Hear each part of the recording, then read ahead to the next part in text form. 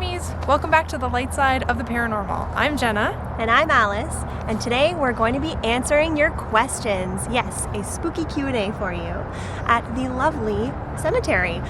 This is the one that is like a two-part cemetery where we had the good side and the bad side, and lots of craziness happened here. If you're not new to our channel, you will know what we're talking about, but it is sort of a love-hate relationship we have with the cemetery, so it just seemed fitting to film our Q&A here. Okay, so let's start. Do you want to ask the first question? Yes. So I'm thinking that I will ask all of the Instagram questions for you guys, and Jenna will ask all of the YouTube questions for you guys, and we'll take turns with our answers to each question. Okay, sounds good. Sam Grimmy Jules asks, what is your biggest fear and have you witnessed it happening? Biggest fear? That's a loaded question. So let's just assume this is a paranormal question. Your biggest fear, paranormal-wise. I'll go right out there and say it. My biggest paranormal fear is possession. It has been a huge fear of mine from the first time I watched The Exorcist when I was really, really young, and also being brought up like Catholic. That was such a huge fear for me. Yeah. That's it. Yeah, that's mine. I think my worst fear, paranormal-wise, is the whole doppelganger situation that we hear about on the internet. I find it so eerie to think that you could see someone that looks like one of your loved ones that is absolutely not them. Okay. I was thinking more like bumping into yourself. Like that intrigues me. Oh, that too. But I wouldn't say that it's scary to bump, to actually bump into a doppelganger, but there's this whole thing that's going on. Basically, we know that negative entities can often present themselves as someone that you trust in order to gain your trust. I immediately thought of skinwalkers. Right. Yes. That too. Yeah. But I've been reading a lot of true Reddit horror stories of I walked into the kitchen and I was talking to my mom, but it wasn't my mom. Stuff like that. Yes. That would terrify me. Okay, that's a good one. And have you witnessed it happening? Okay, so I have not.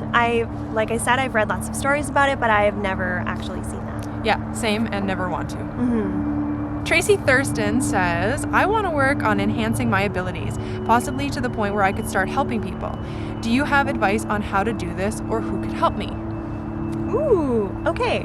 So which you probably have, but if you've seen our Claire Vember series, we talk about the importance of meditation. This is a big, big help when you're trying to grow your abilities, but there are other ways that you can as well. My best advice would be read everything and anything you can get your hands on. Not that we're experts at this by any means, but to get even to the point of the education that we have on all of these paranormal topics is just from reading and learning as much as we can. YouTube videos, articles, books, listening to podcasts on the subjects, just trying to educate yourself, and getting tips from all over is my best advice.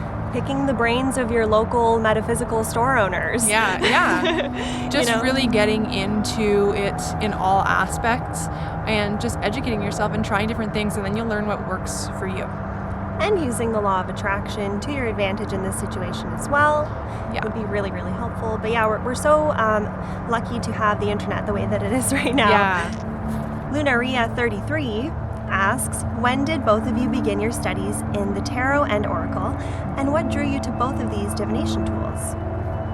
With a pondering emoji. Okay, so I'm gonna say for me, when it comes to tarot and oracle, I think it was 2017 is when it started to pique my interest. And it was one day I woke up and I was it was just downloaded into my brain. It was I feel like I need to try this. I can't literally explain it. You woke up. Yeah, literally. Yeah. I woke up and I was Spiritually. tarot is a thing I need in my life now, and I need to try it. And at first, I didn't have a very easy time reading tarot, and so I stuck to oracle. And then again, one day, maybe about a year and a half later, I woke up and I was tarot's your thing now. Try it again, and it's been awesome ever since. That's awesome. Definitely not something I expected years ago. But you've been into it for years, ages and ages. Yeah. Yeah. When I was about 7 or 8, I used to spend summers at my Auntie Jo's house, and she's a very spiritual woman. She's always been. And when I was that age, she had been reading her own cards for herself one day, and I was like, ooh, what is that? That looks cool. And then she's like, hover your hand over the card. Do you feel anything? And I was like, yeah. And then she was talking to me about what energy is and how to do readings for yourself. And for years and years and years of my life, I had just done readings for myself.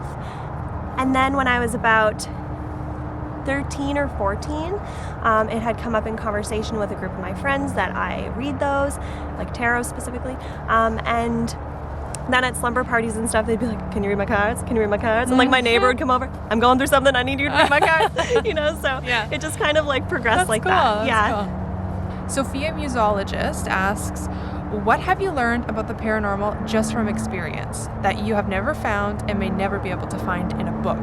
What a great question. Ooh, look at the glow. Well, Sophia, what I've learned is that with me, there's no rhyme or reason as to why I see what I see and why I hear what I hear and why I know what I know. I've been dealing with this stuff my entire life, and honestly, I think that's my biggest thing that I've taken from it is that nothing is by the book. Everything is up in the air and scattered, and one person could say it happens like this, this, and this, or this is what happens in this situation, that's what happens in that situation, and no, it's not true. Like, honestly, if it's something that, does that make sense? Like, if it's something that you believe to be real, you don't need to look in a book to see what was written about it or whatever. That's what I've learned. It's just, it can be anything and everything and all over the place all at once. It's just, it just is. What I couldn't learn in a book was that you don't need a book. You are the book. What about you? Well, Sophia, I guess the biggest thing that I've learned so far is to trust myself more. Trust that what you're seeing is what you're seeing, what you're feeling is what you're feeling, what you're sensing, like physical touch, like everything is happening. I feel like your spiritual ego can kind of get in the way sometimes, and so just to trust myself more is basically the biggest thing that I've learned. Cool. Phantom Chaserson asks, what is your belief on demons? Okay, I have a very weird relationship with this word specifically for a lot of reasons, but I think partially because I grew up very strict Catholic, and I feel as though the term demon is associated with the Christian-based religions. So now that I have personally no longer felt a connection to those types of religions, and to each their own, totally. So do I believe in them, or like believe that they are real, or I'm not really sure exactly what that question means. Like, is it, do you believe that they're real, or like, I'm not really sure.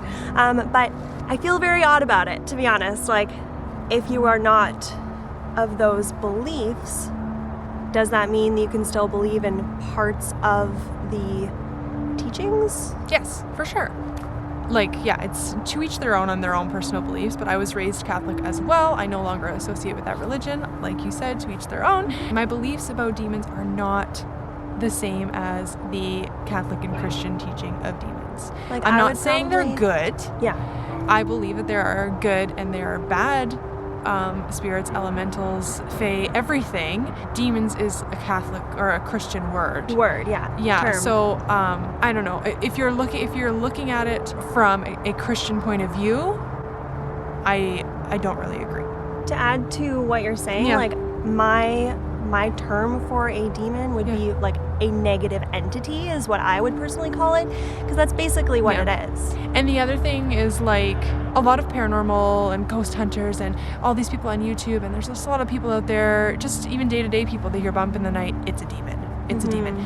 Too many people think everything is a demon, and I think it's the opposite. I think it might be a lot of stuff you don't understand, but just because it scares you doesn't make it a demon. So that's important to remember as well. Huao Tato, I am so sorry if I'm saying that wrong, asks, what was your goals when you two started this channel? That's a good one. So when Jenna and I first started hanging out, it was at the hair salon, and we both kind of started talking about how we're both into paranormal things and how we both have had experiences and things like that. I had already had a personal channel for a while, and Jenna was kind of like, I really want to start one. And then yeah, I absolutely love editing, and I wanted a reason to edit something. She's so much better than me. I just Cringe. enjoy it as a hobby, and the paranormal is a topic we both truly are passionate about, and we didn't have an outlet for that for so long. And when we found each other, we were like, this is our chance. And we kept being like, yeah, maybe one day, but we kept coming back to it, like we were called to do this, and it's honestly just to share our experiences. And I heard this from a show that I was watching recently, and I'm like, yes, this is totally like our motto. I feel like our channel is not to show you the paranormal and prove the paranormal. I think it's more about just letting people know that these things happen, that this exists. It's not about proving anything. It's just opening about the conversation. Yeah, and letting other people know that this stuff happens, and it's not a faux pas to talk about this anymore. Sharing our personal experiences. Yeah. And our adventures through the paranormal world. Yeah. And showing that not every bump in the night is a ghost, and that ghosts don't have to be, or like the paranormal in general doesn't have to be a scary bad thing. I mean, it can be scary, but like I said, earlier, not everything's a demon. Hourglass Witchy Hippie 923 says, I love you both. You're both amazing. Claps. My question is, how do I banish a negative person from my life? 12 years and I have had enough of it. I've looked at different spells, but nothing seems to speak to me. I don't want to harm, just to keep this person away. Please help. That's a tough one. I have one. Go. Yeah. Yes, go. Okay, so my best advice to you is you can do this metaphorically and like in your mind's eye, or you can do this physically, and what it is a cord cutting ritual. So there are a few different ways that you could do this. Definitely look it up, just type it in on the old Google. Basically, say that you're doing it in your mind's eye, you picture you and the person, and a cord going from your heart to theirs. Then picture, I like to use like a pair of shears, but you can choose like a knife or an axe or whatever you decide, and just cut that cord and really physically feel it ripping through and then breaking free. And then just thank that person and release them. There is a physical ritual that you can do with actual like twine and things like that, but I'm not going to get into it because it'll be like an hour-long video, but you should definitely look that up. Did you hear that? No. Sound like a bunch of kids, man. No, there's a transform. They're just gonna do construction right next to us.